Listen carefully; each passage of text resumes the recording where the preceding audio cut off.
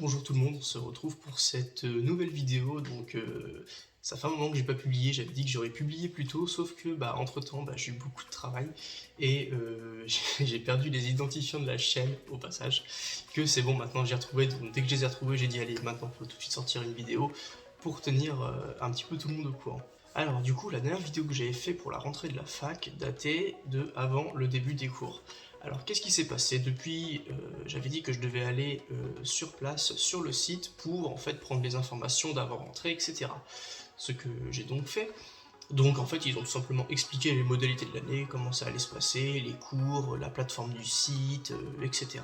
C'est vraiment resté, on va dire, très bateau là-dessus, donc pas non plus de grandes informations très importantes à ce niveau-là. Du coup, par la suite, les cours ont commencé. Alors, principalement, les cours se sont faits sur une plateforme, dans mon cas qui s'appelle Cursus. Et du coup, cette plateforme, en fait, tous les cours vont arriver dessus, donc sous les différentes matières, psychopatho, biologie, etc. Donc, je ne vais pas vous lister toutes les matières qu'il y a, mais bon, vous pouvez facilement les trouver pour n'importe quelle fac.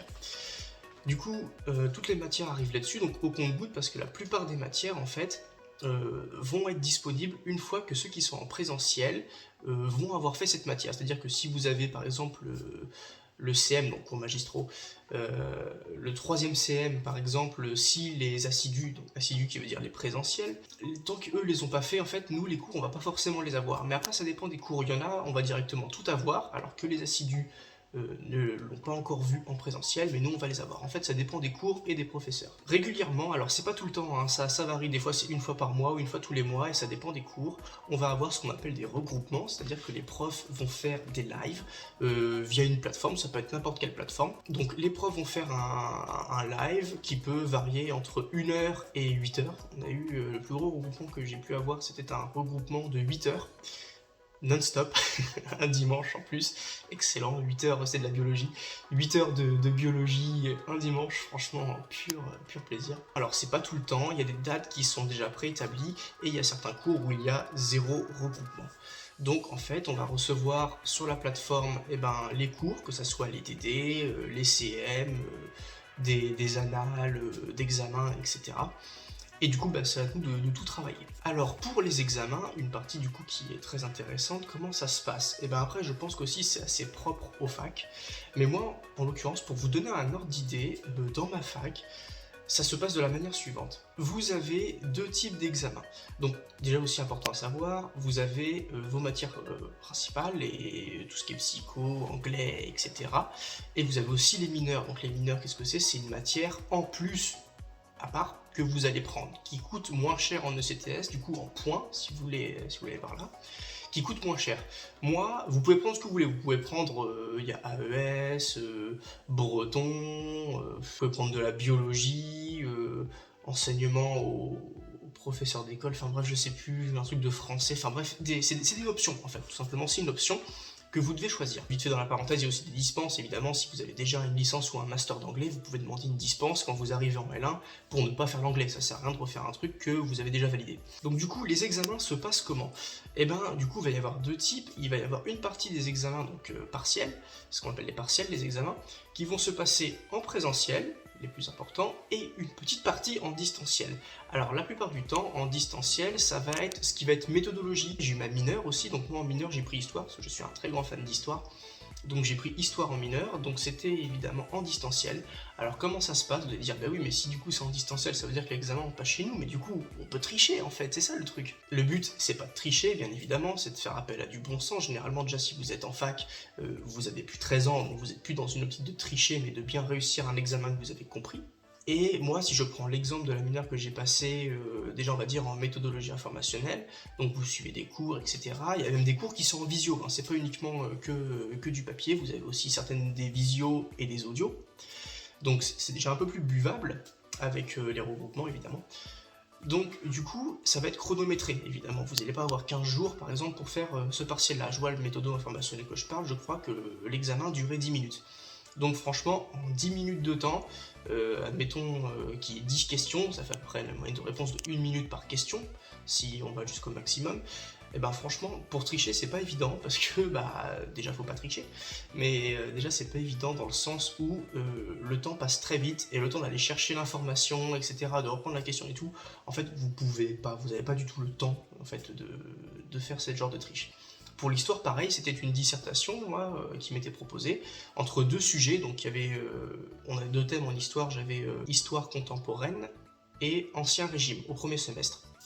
Donc du coup j'avais ces deux sujets-là, donc 2 fois 1 heure d'examen, qui sont enchaînés, genre admettons, je sais pas, j'avais de 13h à 14h et de 15h à 16h en distanciel. Donc fallait évidemment à 15h pile par exemple tout de suite télécharger le dossier parce qu'il arrive à 15h pile et il faut le rendre évidemment à 16h. Je crois qu'il y a une tolérance jusqu'à 16h05, admettons, pour le rendre.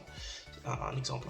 Donc si vous rendez évidemment à 16h30, même si vous l'avez fini, trop tard, vous avez dépassé le délai, vous passez au rattrapage, ça ne sera pas validé. Donc franchement, quand vous voyez que vous avez 1 heure pour rédiger une disserte sur un sujet donné, et que vous avez des CM qui font, admettons, je sais pas, 100 ou 150 pages, et en 1 heure, le temps de faire une introduction, un développement, une conclusion, le temps de réfléchir à tout, mettre tout en sens, après se relire, faire les corrections, etc., vous n'avez pas du tout le temps, en fait, même si vous avez mis des trucs à côté ou des fiches, le temps est très restreint, vous n'avez pas forcément de temps de tricher. Alors moi, pour mon cas, il y en a qui peuvent se dire aussi, est-ce qu'il ne demande pas de mettre, par exemple, je sais pas, une caméra pour vérifier l'environnement de là où l'élève passe son examen en distanciel pour se dire, il triche pas, ou il n'a pas des fiches partout sur les murs, ou il n'est pas avec son téléphone avec ChatGPT.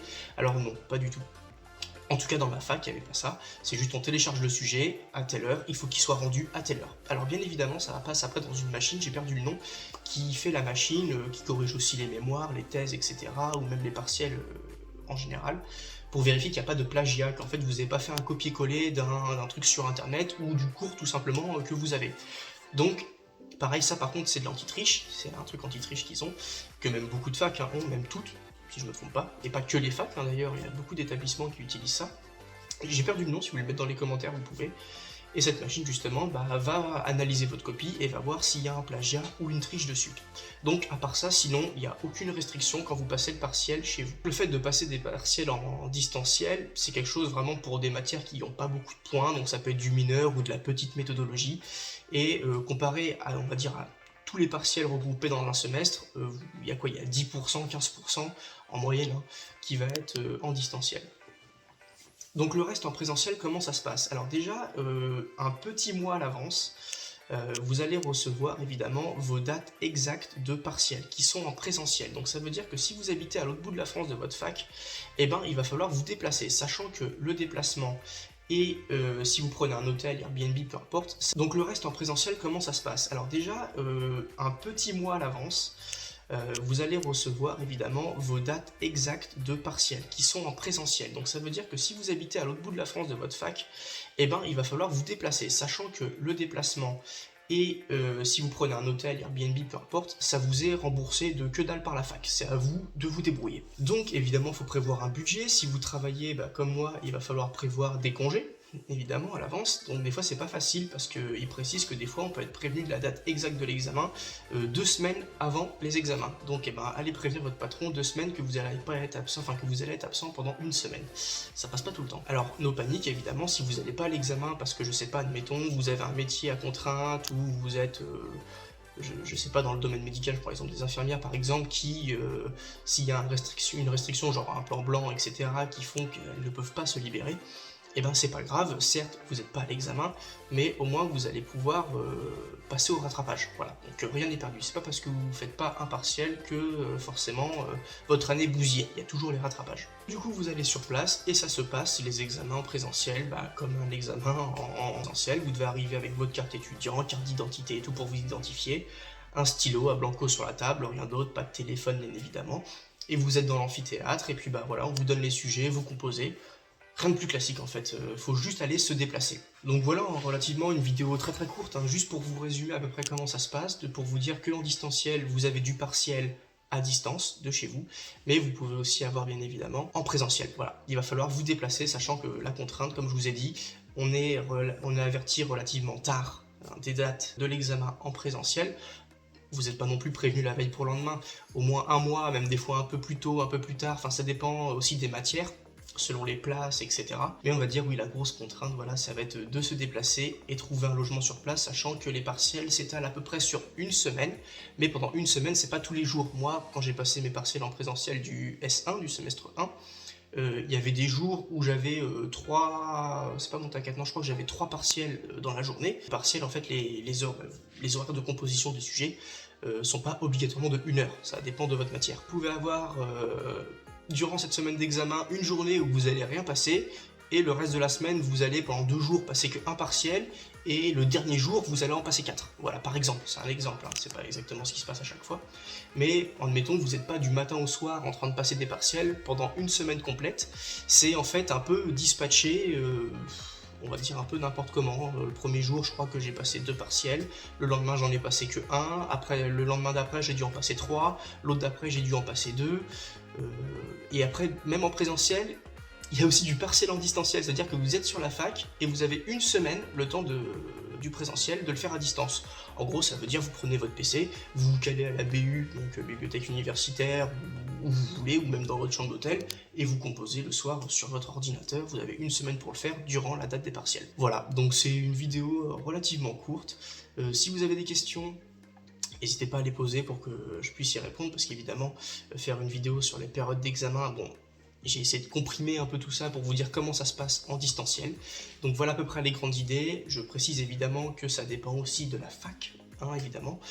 Toutes les facs ne font pas pareil, n'ont pas la même organisation, mais globalement, de ce que j'ai cru comprendre, c'est à peu près la même organisation à peu près pour tout le monde. Donc si vous avez des questions, surtout n'hésitez pas, d'autant plus que j'ai retrouvé mon compte, donc vous pouvez bombarder les questions. Et puis on se retrouve pour de nouvelles actualités, un de ces 4. A plus et bonne révision.